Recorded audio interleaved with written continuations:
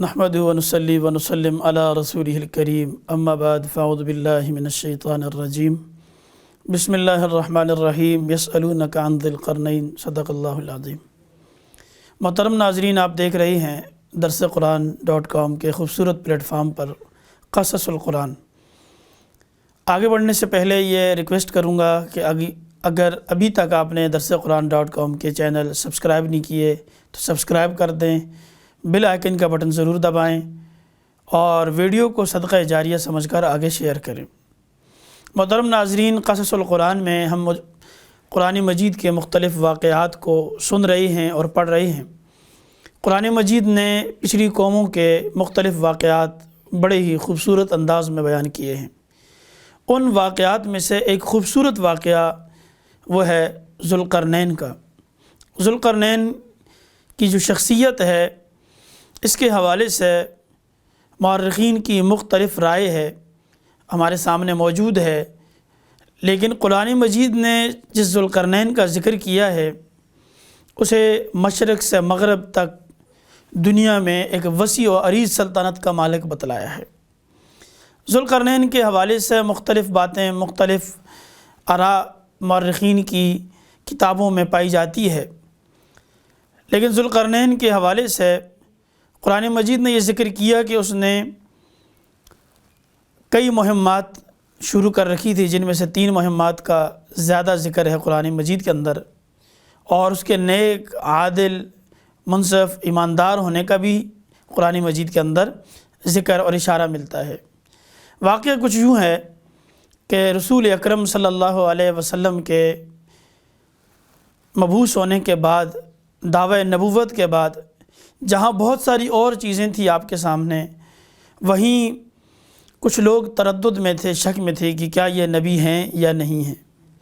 یہود جو کہ اہل کتاب ہیں اور اللہ تعالیٰ نے انہیں کتاب عطا فرمائی، اس وقت کتاب ان کی پوری تحریف شدہ ہے، انہوں نے کتاب سے انحراف کیا ہوا ہے، تو اہل کتاب ہونے کی وجہ سے ان کے پاس علم تھا، معلومات تھی، وہ ساری پیشن گوئیاں انہیں معلوم تھی کہ آخری نبی کیسا ہوگا، اس کی صفات کیا ہوں گی، تو لوگوں کا رجوع اہل کتاب کی طرف تھا۔ تو لوگوں نے یہودیوں سے پوچھا کہ بھائی بتاؤ کوئی ایسی بات، کوئی ایسی نشانی کہ ہم اس نبی کو پرکھیں کہ آیا یہ نبی ہیں یا نہیں ہیں۔ یہودیوں نے 3 سوال انہیں بتائے کہ یہ 3 سوال کیجئے حضور نبی کریم صلی اللہ علیہ وسلم سے، اگر نبی ہوں گے تو صحیح جواب دیں گے۔ ان میں سے ایک یہ تھا کہ ذوالقرنین کی جو شخصیت ہے اس کے حوالے سے بتائیں یہ کون تھا۔ ذوالقرنین کا ویسے لفظی معنی تو 2 سینگوں والا ہے، کہ 2 سینگ والا، لیکن اس کے حوالے سے مفسرین نے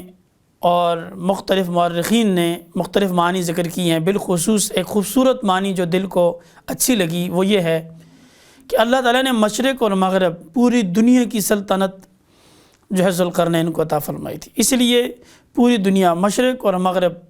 پوری دنیا کی وسیع و عریض سلطنت ایک طرف، اور دوسری جو چیز تھی وہ باطنی طاقت، یعنی روحانی طاقت تھی اس کے پاس۔ روحانی طاقت یہ تھی کہ اچھی صفات کا مالک تھا، اللہ کا ولی تھا، اور اس کی ولایت کی بہت ساری نشانیاں جو قرآن نے بیان کی، وہ اس کی ولایت کی بڑی نشانیاں ہیں کہ اللہ رب العالمین نے بڑی کرامات کا اس سے ظہور فرمایا۔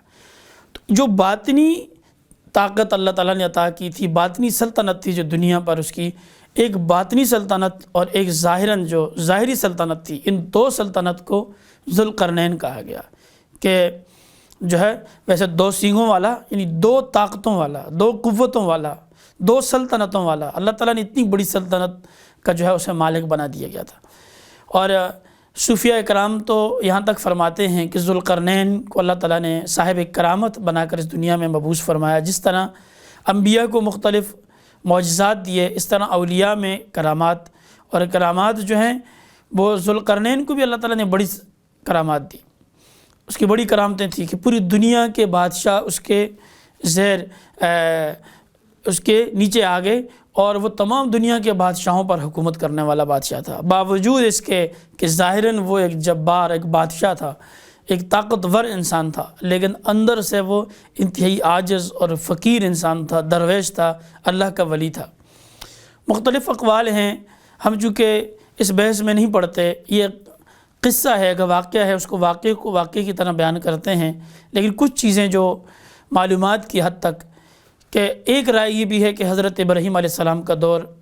جو ہے ذوالقرنین کا دور تھا، اور حضرت ابراہیم کے ہاتھ پر یہ ایمان لائے اور حرم کعبہ میں ان سے ملاقات ہوئی۔ لیکن مفسرین نے دو لوگوں کو زیادہ اقرب کرا دیا، ایک سکندر، اور سکندر سے بھی زیادہ جس شخص کے حوالے سے رائے دی گئی ہے کہ یہی ذوالقرنین ہے، وہ خورس ہے، جو ایران کا بادشاہ خورس خسرو، اس کے حوالے سے کہا گیا ہے کہ یہ جو ہے ذوالقرنین ہے۔ ناظرین، ذوالقرنین جب مشرق کی طرف بڑھا تو اتنا بڑھتا چلا گیا کہ وہاں پہنچا جہاں سے سورج طلوع ہوتا ہے، یعنی پوری کرۂ ارض، وہاں تک جتنی زمین ہے، جتنی وسعت ہے زمین کی، اللہ تعالیٰ نے ساری کی ساری اس کے زیر نگین دے دی، اور اس نے فتوحات کرتا چلا گیا یہاں تک کہ بالکل آخری انتہا کو پہنچ گیا۔ پھر مغرب کی جانب بڑھا تو مغرب کی جانب بھی فتوحات پر فتوحات کرتے کرتے وہ انتہا کو پہنچ گیا۔ تو اللہ تعالیٰ نے دونوں طرف یعنی اس سے بڑی جو ہے کام لیا اور بڑی فتوحات اسے عطا فرمائی۔ ایک جگہ پہ پہنچا، کیا دیکھتا ہے کہ وہاں کے وحشی لوگ جو بالکل کم عقل ہیں، عقل سے عاری ہیں، اور لوگوں پر حملہ آور ہیں، لوگوں کو تکلیف پہنچا رہے ہیں،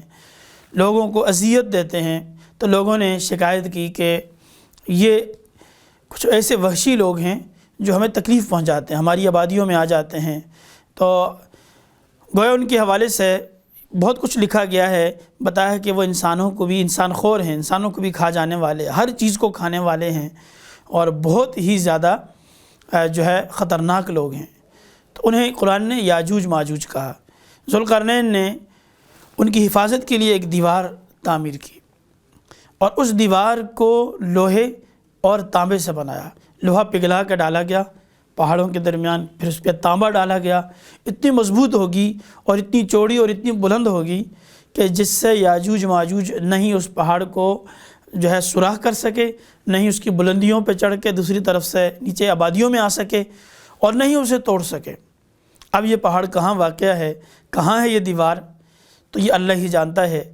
کہ اللہ کی زمین کی اتنی وسعت ہے کہ وہی جانتا ہے۔ اس کے حوالے سے کوئی کنفرم چیز جو ہے کہیں تاریخ میں نہیں ملتی، لیکن قرآن نے جس چیز کو بیان کیا ہے وہ اٹل اور حقیقت ہے۔ ہمارا عقیدہ اور ایمان ہے کہ قیامت سے پہلے پھر جو ہے یاجوج ماجوج نکلیں گے، اور اللہ تعالیٰ ان کے لیے اس دیوار کو توڑنا آسان کر دے گا، ریزہ ریزہ ہو جائے گی یہ تانبے اور لوہے سے بنی ہوئی دیوار، اور وہ پھیل جائیں گے اور تباہی مچا دیں گے۔ اور یہاں تک کہ حضرت امام مہدی اور حضرت عیسیٰ علیہ السلام کے نزول کے بعد حضرت مسیح کی دعاؤں سے اللہ تعالیٰ انہیں ختم فرما دے گا۔ تو یہ دنیا میں ادھم مچانے والے، تباہی مچانے والے جو ہوں گے، یہ یاجوج ماجوج ہوں گے۔ تو اس مخلوق کو ایک دیوار قائم کر کے بند کرنے والا اور آبادی کو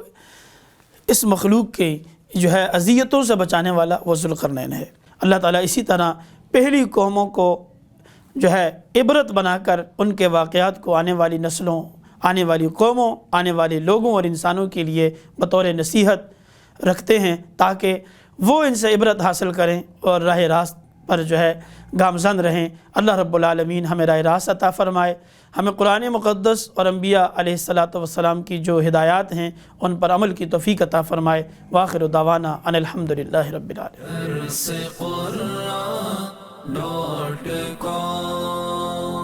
www.darsequran.com